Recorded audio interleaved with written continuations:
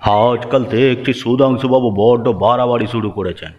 হ্যাঁ, একটু বেশি ভালো মানুষে শুরু করে দিয়েছে আজকাল। ভালো হওয়ার নাটক তো লোকটা সারা জীবন করে গেছে, আর সেই করতে গিয়েই তো নাম কামিয়েছে অনেক। কিন্তু ভালো মানুষের আড়ালে একটা বড় শয়তান তৈরি হয়েছে, যত সব। এসব তো আর সহ্য করা যায় না। তুই কি বলছিস? আমি নিজে কি আর সহ্য করতে পারছি? যতক্ষণ না ওকে পথের ভিখারি করে ছাড়বো, ততক্ষণে আমার জীবনে শান্তি নেই। কি কথাই শোনালেন। ওই ক্ষমতাবান সুধাংশুবাবু যখন পেটের দায়ে রাস্তায় রাস্তায় ঘুরে ভিক্ষে করবে, তখন সেটা দেখে আমার চোখ দুটো জুড়িয়ে যাবে। তাহলে সেই ব্যবস্থাই করি, বল।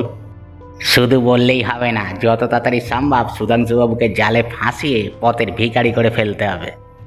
তুই যদি আমার পাশে থাকিস তাহলে সুধাংশু কেন, সুধাংশু 14 গোষ্ঠীকে আমার পায়ে নিয়ে এসে ফেলবো। একটা কথা মনে রাখবেন খগেনবাবু, এই কাজে একমাত্র আমিই আছি পুরো গ্রামের মধ্যে যে আপনাকে সাহায্য করতে পারি, আর পাশেও থাকবো আজীবন। তোর ওপর ভরসা করেই আগাবো ভাই। আর তুই না থাকলে তো আমি অচল। তুই চিন্তা করিস না, আমি এমন একটা বুদ্ধি খাটিয়ে সুধাংশুকে ফাঁসাবো যে সুধাংশু আর মাথা উঁচু করে দাঁড়াতে পারবে না। আমিও সেটাই চাই, ওই সুধাংশুবাবুর মান সম্মান যেন ধুলায় লুটিয়ে পড়ে, খেতে না পেয়ে যেন লোকটা দুবেলা ভিক্ষে করে, মানে লোকের কাছে হাত পাততে হয় আর কি। এতদিন ধরে যে হাত দিয়ে লোককে দিয়ে এসেছে, এবার সেই হাত দিয়ে লোকের কাছে চাইবে। কি হয়েছে খগেনবাবু, হঠাৎ করে আপনি আমার বাড়িতে? জ্বালায় এসেছি সুধাংশুবাবু। আপনি গ্রামের মরল হয়ে যেভাবে নাক কান কেটে বসে আছেন, তাই ভাবলাম আমি নিজেই আসি আপনার কাছে। এভাবে কেন বলছেন বলুন তো? কি হয়েছে কি? হ্যাঁ, ছোটবেলা থেকে জেনে এসেছি যারা রক্ষক হয় তারা অন্যকে রক্ষা করে, কিন্তু আপনি যে এতদিন ধরে অন্যের সম্পত্তি বেআইনিভাবে ভোগ করে আসছেন, সেটা তো উচিত নয়, না? কি বলছেন কি আপনি? আমি অন্যের সম্পত্তি ভোগ করে আসছি? কার সম্পত্তি ভোগ করে আসছি? হ্যাঁ, ভালো করে দেখুন তো এই কাগজটা একবার। ভালো করে দেখুন, আপনার জমি বাড়ি ঘরদোর সব আমার নামে রয়েছে। আমার জিনিস আপনি এতদিন ধরে ভোগ করে এসেছেন, আমি কিচ্ছু বলিনি। কিন্তু আজকে আর আমি চুপ করে থাকবো না। আর এই মুহূর্তে যদি আপনি বাড়ি থেকে বের হয়ে না যান, তাহলে আমি পুলিশ ডেকে আপনাকে এখান থেকে ঘাড় ধাক্কা দিয়ে বের করে দেবো। মানে আপনার নিশ্চয়ই কোথাও একটা ভুল হচ্ছে। ভালো করে দেখুন, আমার বাড়ি ঘর দোর সব আপনার নামে কি করে হতে পারে? হ্যাঁ, এসব বিষয় সম্পত্তি তো আমার পূর্বপুরুষের, আর সেটাই তো এতদিন ধরে ভোগ করে আসছি। আপনার বংশ একটা চোরের বংশ, তাই আমার পৈতৃক সম্পত্তি নিজেদের নামে করে এতকাল চালিয়ে এসেছেন আপনারা। আপনি যদি এক্ষুনি বাড়ি থেকে বেরিয়ে না যান, তাহলে আমি পুলিশ ডাকতে বাধ্য হব, আর আপনাকে বাড়ি থেকে ঘাড় ধাক্কা দিয়ে বের করে দেব।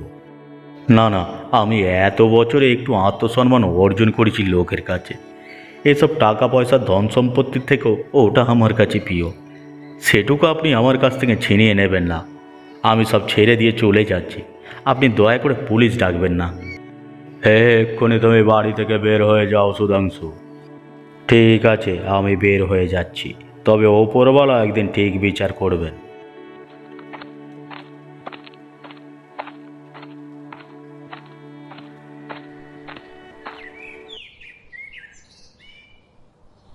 কি হয়েছে সুধাংশু? তুমি এরকম সময় এরকম অবস্থায় আমার বাড়িতে হঠাৎ? বৌড়িমা, আমি সব হারিয়েছি। শেষ বয়সে ওরা পথের ভিখারি করে ছাড়লো আমায়। কেন, কি হয়েছে? তুমি সব কিছু আগে খুলে বলো তো আমায়। ওই খগেন বাবু কি সব কাগজপত্র তৈরি করে এনে বলছেন যে আমার ঘর দোর বিষয় সম্পত্তি নাকি ওর। আমি নাকি এতদিন বেআইনিভাবে ওর জায়গা ভোগ করে এসেছি, তাই আজকে ও কাগজ নিয়ে এসে আমাকে বাড়ি থেকে বের করে দিয়েছে। তোমাকে বাড়ি থেকে বের করে দিল আর তুমি চুপচাপ চলে এলে, প্রতিবাদ করলে না? কী প্রতিবাদ করব বলো তো? আমাকে বলছে যে যদি আমি এক্ষুনি না ঘর থেকে বেরিয়ে যাই, তো পুলিশ ডেকে আমাকে ঘাড় ধাক্কা দিয়ে বের করে দেবে। এখন তুমি ভেবে বলো, এতদিন যে আমি গ্রামের মানুষের কাছে মান সম্মান অর্জন করেছি, সেটা যদি এই শেষ বয়সে এসে আমাকে হারাতে হয়, তাহলে আমি নিজে কি নিয়ে বাঁচব? সব ঠিক হয়ে যাবে, তুমি ওপরওয়ালার ওপর ভরসা রাখো। আর তুমি আমার বাড়িতে যখন এসেছো তখন এখানে নিশ্চিন্তে থাকতে পারো। তবে হয়তো তোমার একটু অসুবিধা হবে এখানে, যতই হোক আমার তো গরিবের সংসার। কোনো অসুবিধা হবে না বুড়িমা, আত্মসম্মানের সাথে সারা জীবন বেঁচে আছি আমি। হ্যাঁ, টাকা পয়সা এগুলো তো আসবে যাবে, তবে মানুষের প্রতি মানুষের ভালোবাসা থাকলে রাস্তা তো আমি সুখে থাকতে পারি। ঠিক আছে, এখন থেকে তুমি আমার বাড়িতেই থাকবে। তবে বিশ্বাস করো, আমি বলছি, যারা অপরাধ করেছে একদিন তারা ঠিক শাস্তি পাবে, এবং তুমি তোমার হারানো সব কিছু ফিরে পাবে। সব কিছু আবার ফিরে পাবো কি না আমি জানি না, তবে আমি একটা নতুন জীবন শুরু করতে চাই। উপরওয়ালার আশীর্বাদ থাকলে নিশ্চয়ই পারবে। আচ্ছা, এখন ঘরে আসো, হাত মুখ ধুয়ে নাও, কিছু খাবার দিচ্ছি, খেয়ে নাও। ধন্যবাদ বুড়িমা।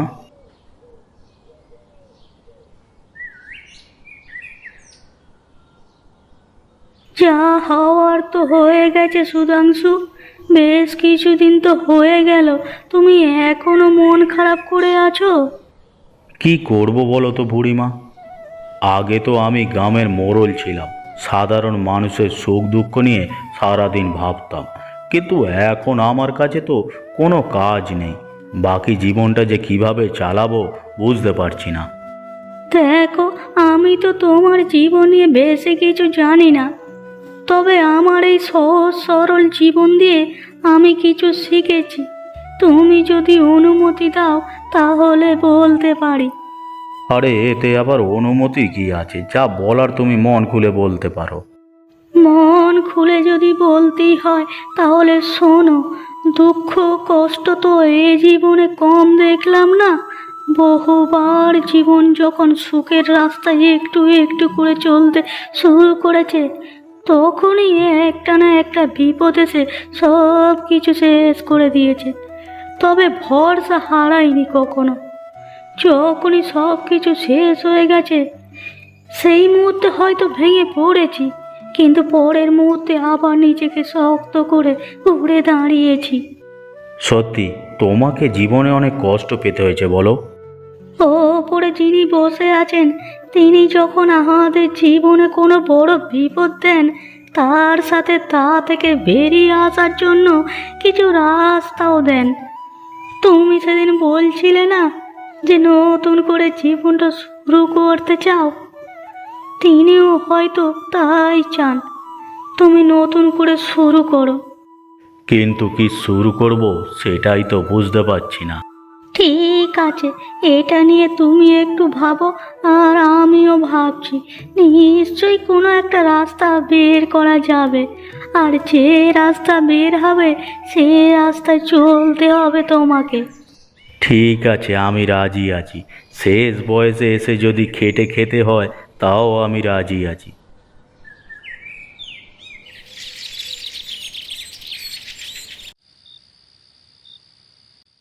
ভালো মানুষের সাথে সব সময় খারাপই হয় বোধহয় মালতী, বলো। সুধাংশু বাবুর ব্যাপারে বলছো মনে হয়? হ্যাঁ গো, ওনার ব্যাপারেই বলছি। যে মানুষটা সারা জীবনও কখনো কোনো অপরাধ করলো না, শুধুমাত্র মানুষের কথা ভেবে মানুষের জন্য জীবনটা উৎসর্গ করে দিল, শেষে কিনা শেষ বয়সে এসে তার সাথে এরকম একটা পরিস্থিতি ঘটলো। সত্যি গো, ভাবা যায় না যে শেষ পর্যন্ত কিনা ওনাকে বাড়ি ছেড়ে চলে যেতে হলো। আমার কি মনে হয় জানো মালতী, কি মনে হয় তোমার? আমার মনে হয় এর পিছনে একটা খুব বড় ষড়যন্ত্র আছে। ষড়যন্ত্র হোক আর যাই হোক, তবে সুধাংশুবাবুর জন্য আমার খুব খারাপ লাগছে গো। সব সময় লোকটাকে দেখে এসেছি যে মানুষের বিপদে আপদে সব সময় সবার আগে ঝাঁপিয়ে পড়েন, আর আজ দেখো ওর বিপদে কেউ নেই ওর পাশে।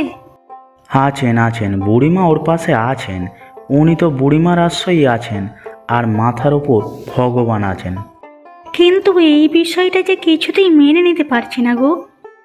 আমি তো নিজেই মেনে নিতে পারছি না, তবে এটা বিশ্বাস করছি যে সুধাংশুবাবুর এই খারাপ সময় বেশি দিন থাকবে না।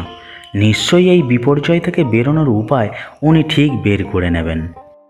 তবে কেউ যদি সত্যিকারের সুধাংশুবাবুকে ফাঁসানোর জন্য এই কাণ্ড করে থাকে, তাহলে আমি আজকে তোমাকে কথা দিচ্ছি যে তার শাস্তি একদিন সে ঠিক পাবে। আসলে প্রতিশোধ নেওয়ার স্বভাবটা ওই লোকটার মধ্যে তো নেই, না হলে ও নিজেই অপরাধীকে খুঁজে শাস্তি দিত।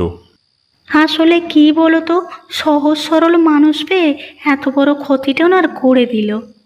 তবে ওপরওয়ালার বিচারের উপর ভরসা রাখো, সে বিচারে একদিন শাস্তি হবেই যে ক্ষতি করেছে তার। তাছাড়া তো আমাদের হাতে আর অন্য কোনো উপায় নেই, তাই সেই ভরসা রেখেই চলতে হবে। এটা তো সত্যি যে সুধাংশুবাবুর কষ্ট আর আমাদের কষ্ট আলাদা নয়, ওনার কষ্টতেই আমাদের বুক ফেটে যাচ্ছে।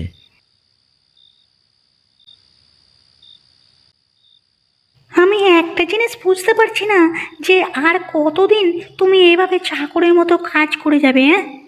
কেন বলো তো?